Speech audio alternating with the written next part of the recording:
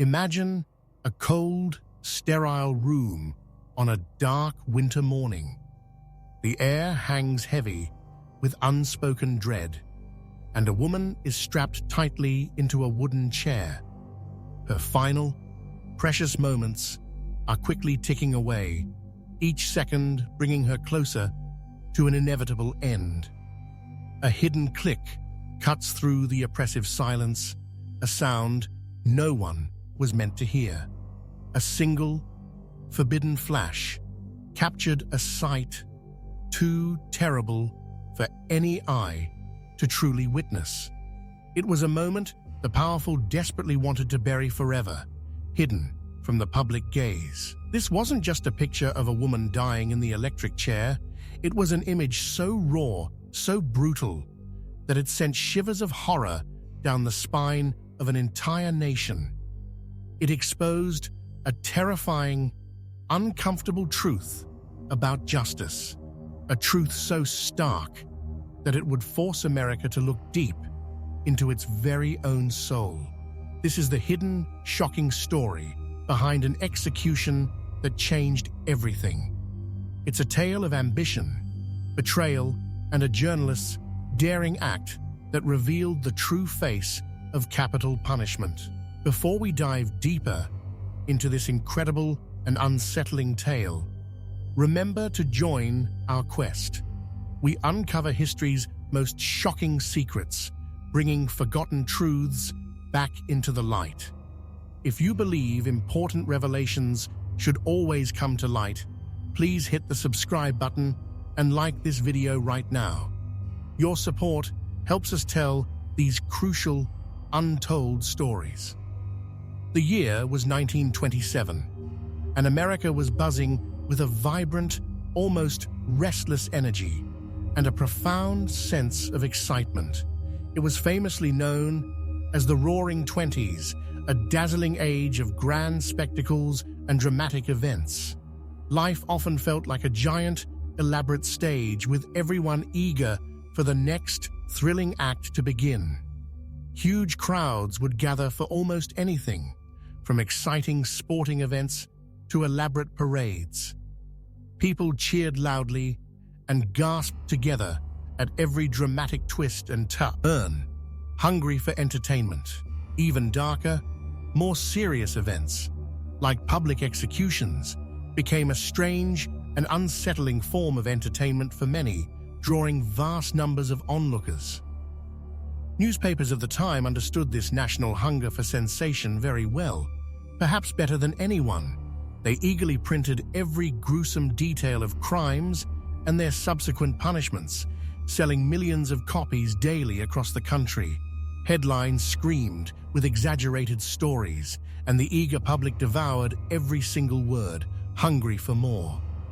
But a specific, truly terrible event was slowly approaching on the horizon, a moment so shocking and so real that it would hold a dark mirror up to the entire nation.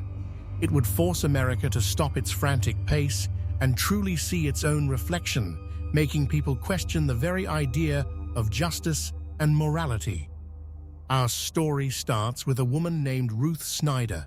She appeared to be the perfect picture of an ordinary, respectable housewife living in Queens, New York. Her life, from all outward appearances, seemed quiet, comfortable, and perfectly normal. A true example of suburban contentment. She wore fashionable pearls around her graceful neck and meticulously styled her hair just so, always looking neat and proper. Her home was immaculate, reflecting a careful attention to detail, and her neighborhood was peaceful, giving absolutely no hint of the terrible storm brewing deep within her. From the outside, Ruth's world looked perfectly calm, a model of suburban ease and quiet contentment. It was a life many people admired and aspired to. Yet beneath this carefully constructed and fragile facade, a chilling and sinister secret was slowly but surely taking shape. A cold, calculating plan for a brutal murder was slowly forming in her mind, like ice spreading across a dark lake. This meticulously crafted plan would soon shatter her tranquil image forever, exposing the darkness she harbored. Ruth was driven by a powerful, consuming, and relentless greed. She wanted her husband, Albert, completely out of her life, permanently removed from her path. This wasn't about a sudden fit of anger or a desire for revenge for some past wrong. It was purely and solely about money, a vast sum that promised ultimate freedom and a new beginning. Albert had a massive life insurance policy worth an astonishing $96,000. In the Roaring 1920s, this amount was not just a lot of money, it was considered a truly vast fortune. It was enough to completely transform someone's life, offering a future of unimaginable luxury, independence, and escape from her mundane existence. Ruth truly believed that this huge sum of money would buy her a brand new life, free from all her current burdens. It would offer her freedom from her suffocating marriage, freedom from her dull routine, and a much-desired chance to build a better, brighter future, far away from her current circumstances. She saw it as her one-way ticket to escape everything she loathed.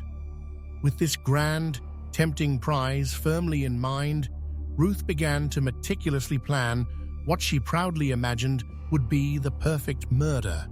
She spent weeks, perhaps even months, carefully thinking through every single detail, every possible outcome. She truly believed her scheme was so clever, so watertight, that no one would ever suspect her involvement, not even for a moment. She meticulously imagined a crime so intricately designed that it would leave absolutely no trace leading back to her, no clue for anyone to follow. Every step, every single action was meant to ensure her triumphant escape and her future wealth. She was utterly convinced she could outsmart everyone, including the police and the justice system itself. However, her so-called perfect plan was destined for a spectacular and public failure.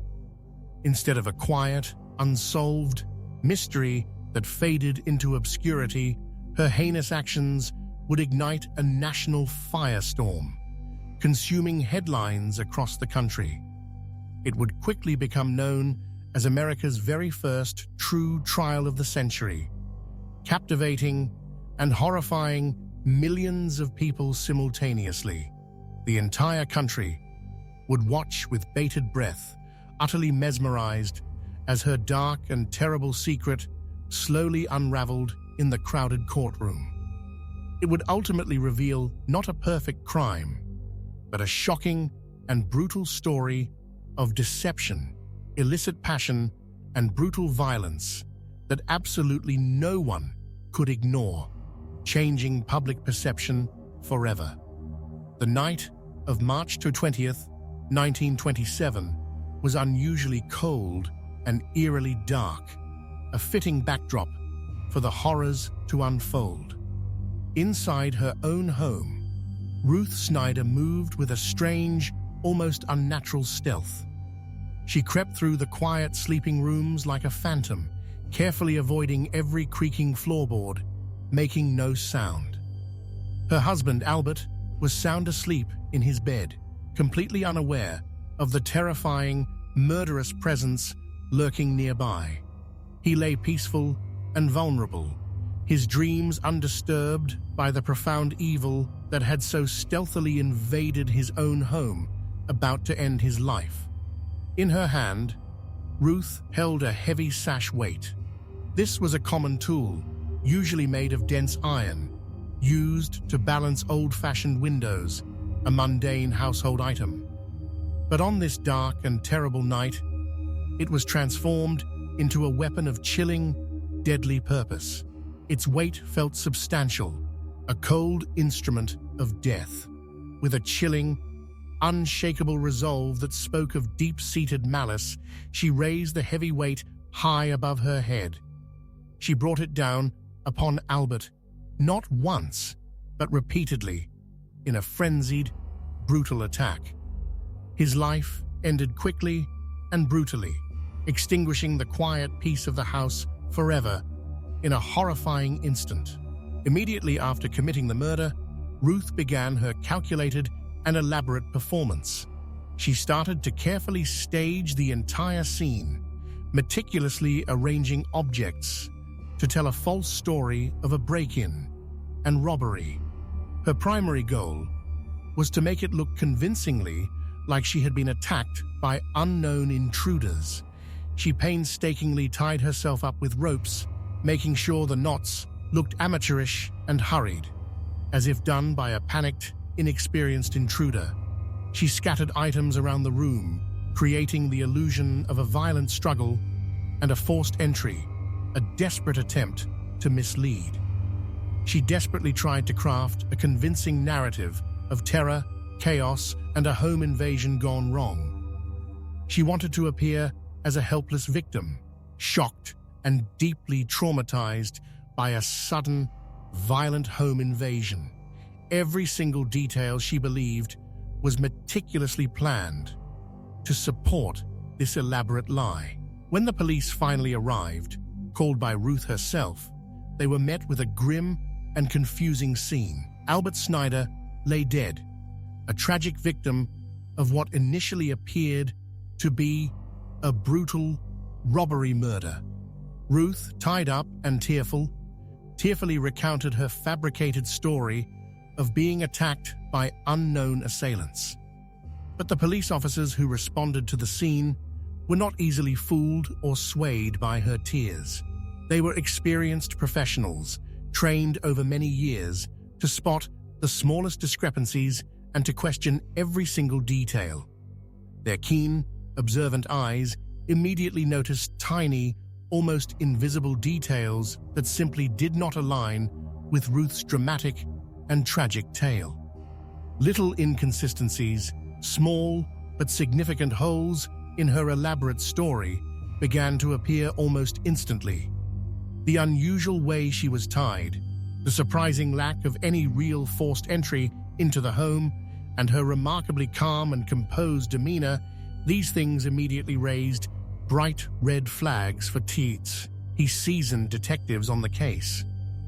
Ruth's almost emotionless composure, even after such a supposedly traumatic and violent event, was particularly unsettling to the officers. It suggested a profound lack of genuine shock or natural grief, something deeply unnatural. This, combined with the unlikely and often contradictory details she provided, made the police highly suspicious of her claims. As the officers began to press her with more pointed, probing questions, her carefully constructed facade slowly but surely started to crumble under the relentless pressure. The weight of their scrutiny caused visible cracks to appear in her seemingly perfect lie. Her composure began to falter, and her entire story started to unravel before their eyes.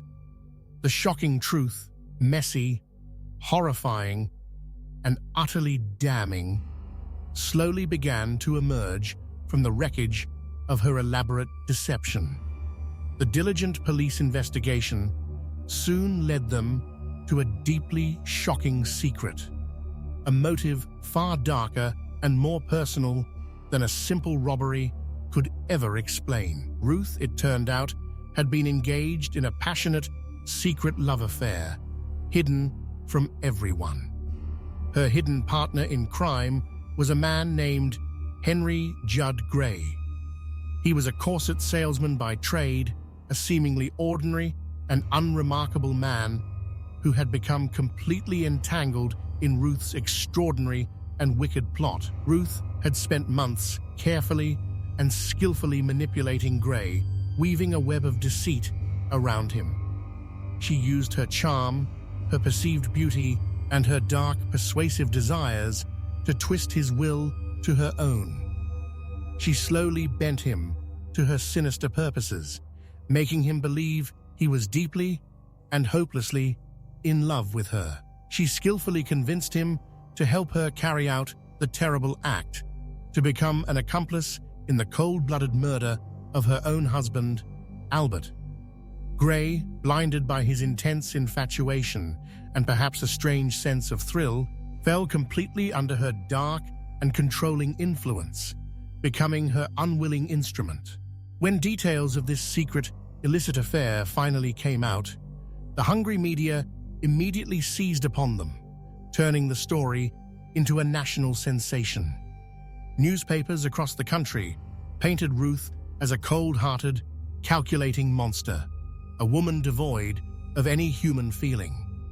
They branded her with the sensational and unforgettable nickname Ruthless Ruth, portraying her as a cruel woman who exploited men for her wicked and selfish plans.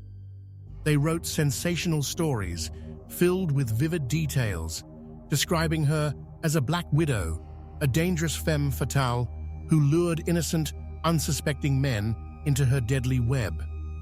The public hung on every word, horrified yet utterly captivated by this image of pure, unadulterated evil, a stark warning of a woman who defied all norms.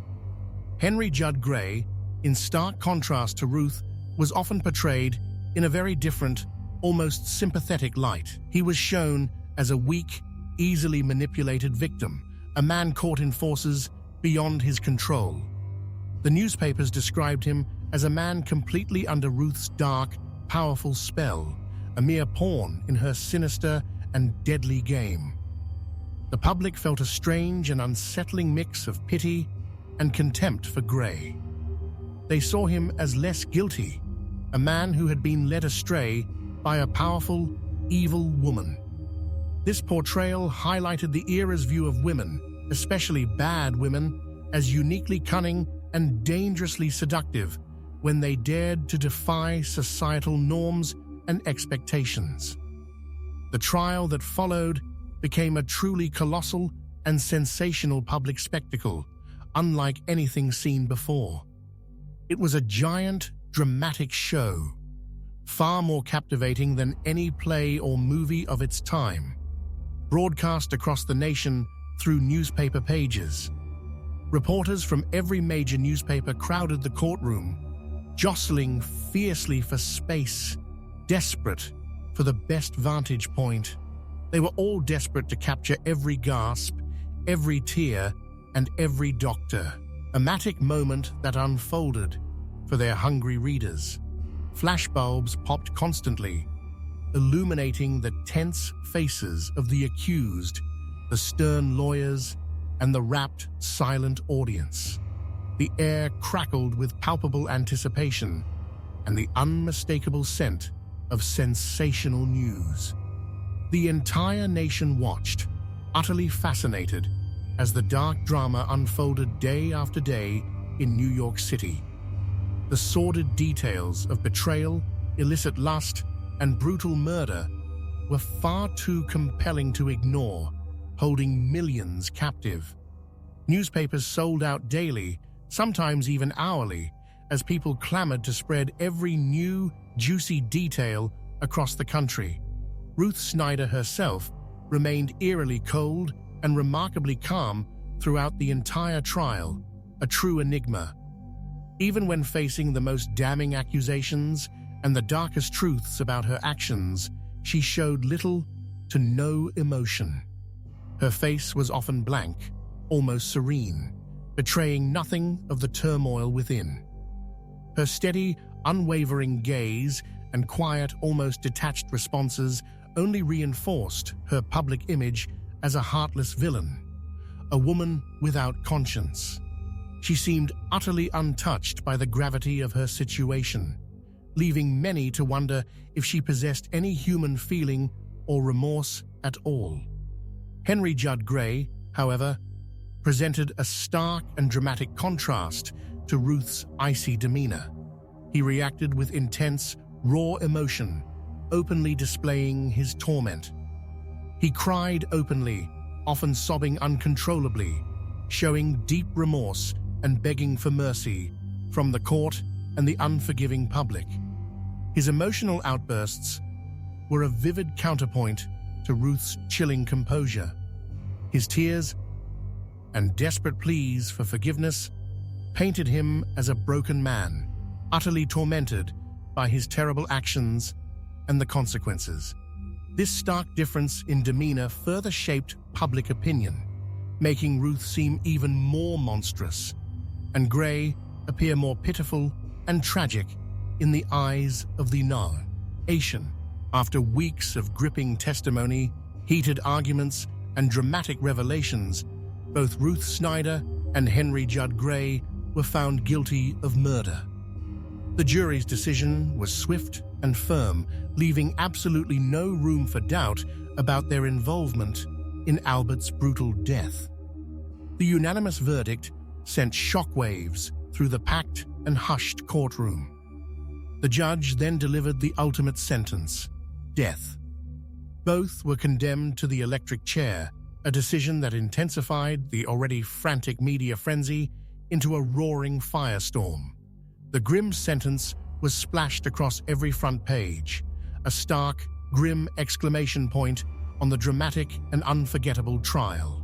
The press, never shy about exploiting a good story for maximum sales, turned the entire legal process into a full-blown circus, a morbid spectacle.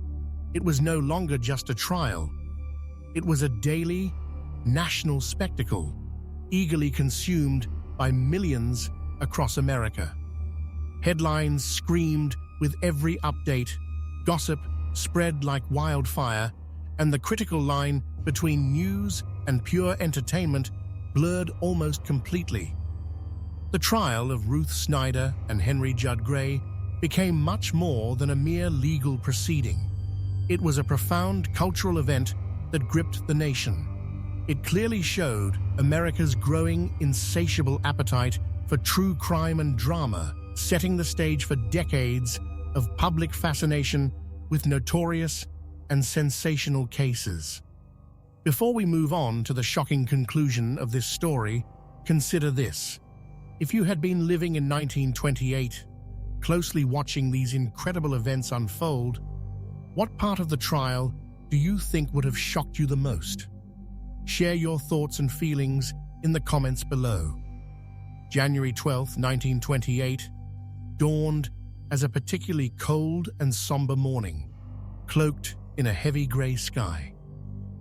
The air itself felt heavy with unspoken dread as the day of Ruth Snyder's execution finally arrived. She was led through the stark, unforgiving institutional corridors of Sing Sing prison.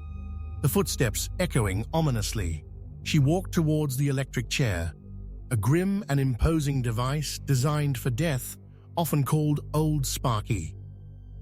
The room where the execution would take place was kept very private, almost secretive, with only a few official witnesses allowed inside its cold walls. These witnesses were usually government officials, the prison warden, and a small, select number of approved journalists. The strict idea was to keep the proceedings as quiet, contained, and discreet as humanly possible, away from prying eyes. But unbeknownst to the stern authorities, one man among the carefully chosen witnesses held a dangerous and daring secret plan. His name was Tom Howard, a courageous and determined photographer working for the New York Daily News, a bold newspaper. He knew, deep in his journalistic soul, that this moment was not just another execution. It was a pivotal piece of history in the making. He believed deeply that this was a moment no one was supposed to capture, precisely because it was so profoundly important for the public to see, to truly understand. He felt a profound, undeniable journalistic duty to expose the raw, unvarnished truth, no matter the personal cost or the risks involved. Howard had ingeniously strapped a small, compact camera to his ankle, hidden beneath his trousers. It was a tiny device, specifically chosen for its minute size and quiet operation, making it easy to conceal from the watchful eyes of guards and officials. He carefully adjusted his pants leg to keep the camera completely out of sight. A perfectly executed deception. He had practiced his movements countless times, ensuring he could activate the camera quickly and silently when the critical moment finally came. The risk he was taking was immense. If caught, he faced severe punishment, including certain jail time, a hefty fine, and the immediate, ignominious end of his entire career. But the burning desire to show the truth to the world burned brighter than any fear he might have felt.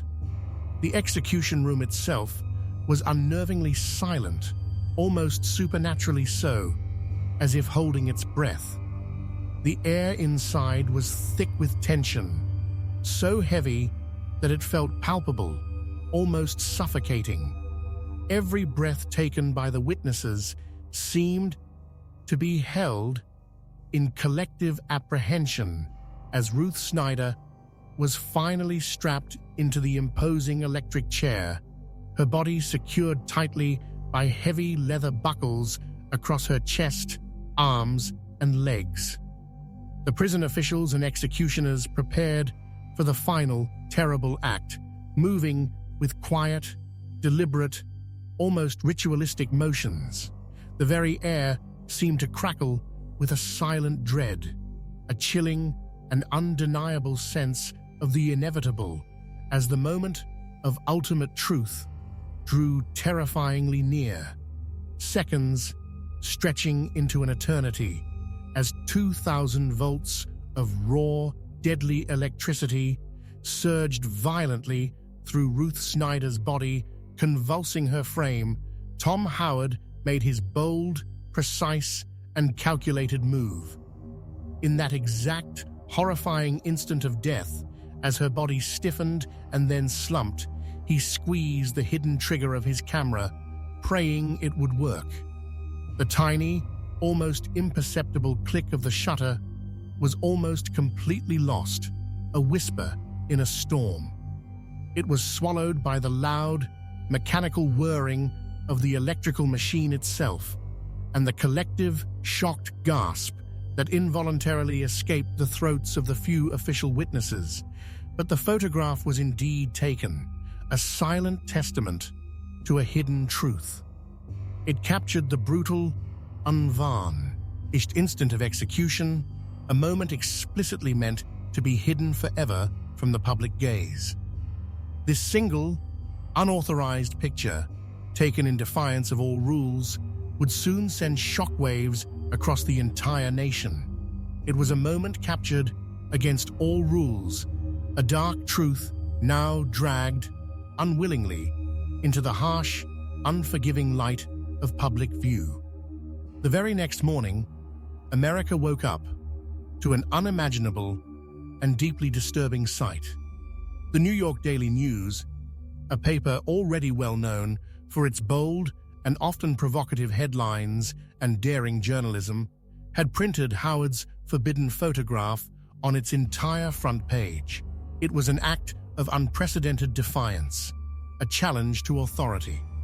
The single, stark, and chilling word, dead, screamed across the top of the page in enormous, bold, black letters, impossible to ignore. Below it, the horrifying and raw image of Ruth Snyder in the electric chair was displayed for millions of readers across the country to see. It was a direct, unapologetic challenge to unspoken rules, a breaking of every societal taboo, a visceral punch to the gut of the nation. Across the country, people were utterly horrified and deeply disturbed by what they saw. Gasps of shock and cries of outrage filled homes, offices, and street corners as the morning papers were opened. No one, absolutely no one, had ever witnessed such a raw, brutal, and intimate image published in a newspaper before.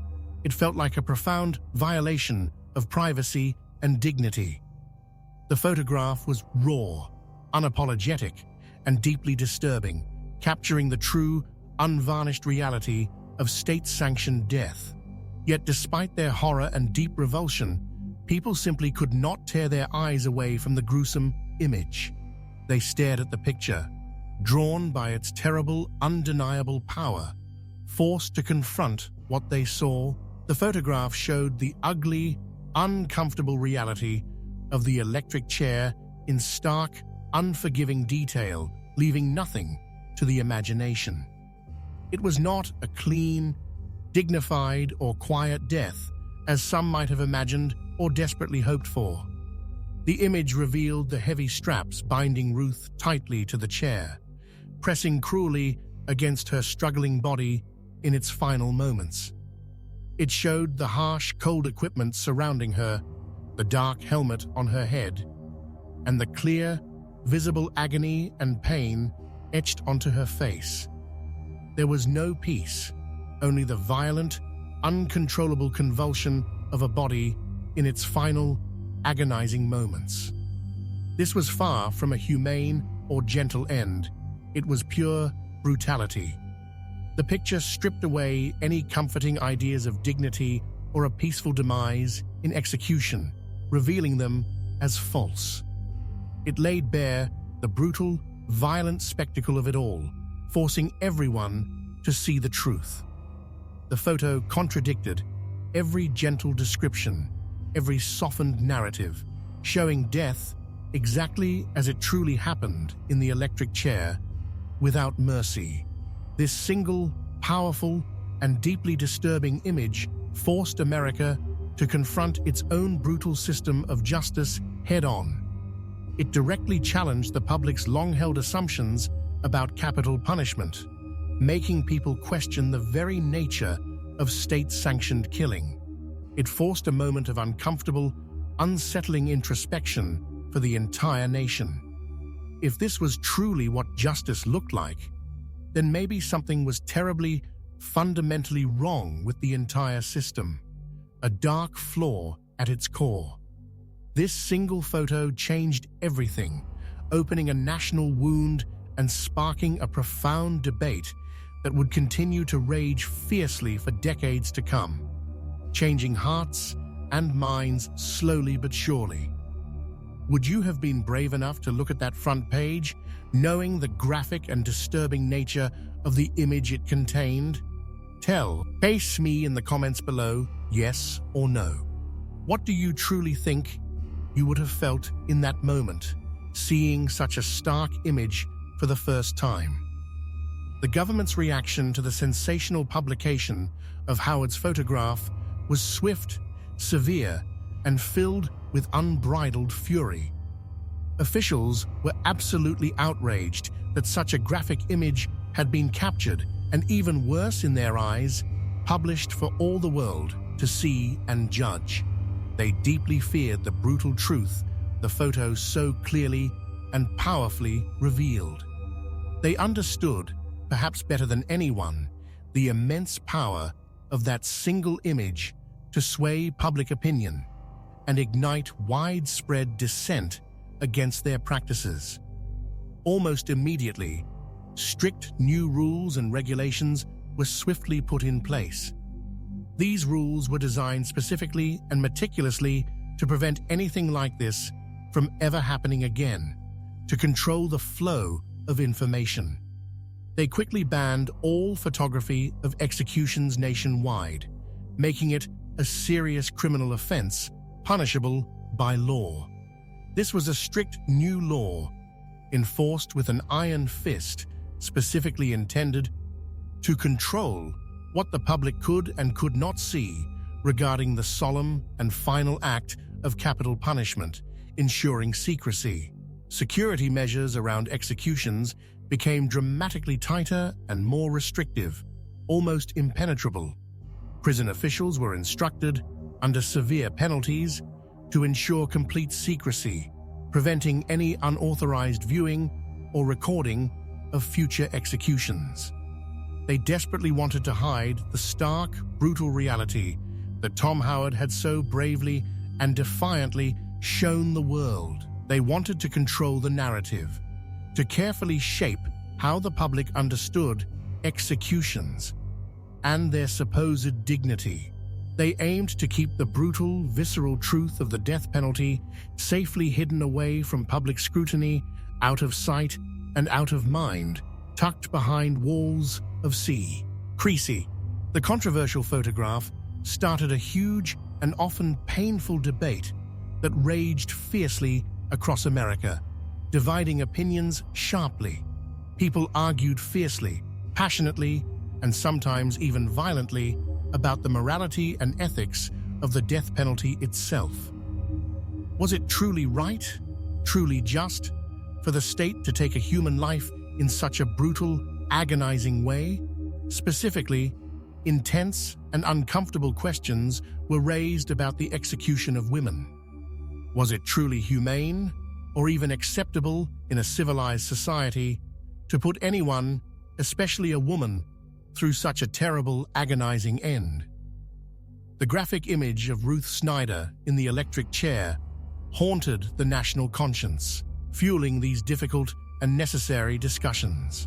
A powerful and deeply unsettling question began to emerge from the very heart of this national debate, slowly taking root in the public consciousness. Many people started to ask, openly and loudly, if this act of execution was genuinely too terrible to see, too shocking to be shown in public, then maybe, just maybe, it was simply too terrible to do in the first place. The photo made people think far beyond the purely legal justifications and forced them to confront the raw, human cost of justice, its true price. It spurred a deep, widespread ethical reflection that resonated profoundly through American society, slowly changing minds and softening hearts one by one. Tom Howard, despite the immense personal and professional risk he took, was never officially caught or punished for his daring act of photojournalism. He became, for many, a silent hero, an icon of fearless and uncompromising journalism, a man who prioritized truth above all else. He had achieved his crucial goal of showing the unvarnished truth to the masses. He famously said, with quiet conviction, that he took the picture because he wanted to show America what it really looks like when we kill someone. His single, forbidden photograph profoundly changed how people viewed the death penalty forever, shifting perceptions and sparking lasting, meaningful change in public discourse. It served as a stark, unforgettable reminder of the immense human cost of justice, a cost often hidden behind closed doors and carefully controlled narratives. It challenged a nation to look beyond its written laws and see the real agonizing toll of capital punishment on a living, breathing human being, forcing a re-evaluation of its principles. Ruth Snyder's death in the electric chair, so dramatically and defiantly captured by Tom Howard's courageous lens, became a pivotal and unforgettable moment in American history. It marked a distinct and undeniable turning point in how the country approached and conducted executions, changing the landscape forever. From that day forward, the practice shifted dramatically and irrevocably. Executions moved from being publicly witnessed events, even if only by a select few, to becoming increasingly secret and isolated affairs. The public was deliberately and systematically excluded from witnessing the final, gruesome moments, shielded from the brutal reality, keeping it hidden from plain sight. Yet even today, our enduring fascination with true crime stories reveals a deep-seated human trait, a persistent curiosity. It shows how we still, in a way, consume death and violence as a form of entertainment, much like the curious crowds in 1928, drawn to the macabre. There's a persistent, almost primal desire to peer into the darkest corners of human behavior and justice, to understand the unthinkable. We may have successfully hidden the electric chair and other brutal methods of execution from direct public view behind prison walls and layers of secrecy. However, our innate interest in crime, punishment, and the boundaries of morality remains as strong and compelling as ever, mirroring the enduring past. The profound, unsettling questions first raised by Ruth Snyder's execution still linger, echoing through our society and challenging us to think deeply even now. This wasn't just an execution, it was a single photograph that shattered a nation's carefully constructed silence, revealing a truth too shocking to ignore, too powerful to forget. If this story truly surprised you and made you think, please help us grow our community of history explorers. Subscribe to our channel right now, like this video, and tell us in the comments what other dark secrets from history you want us to uncover next.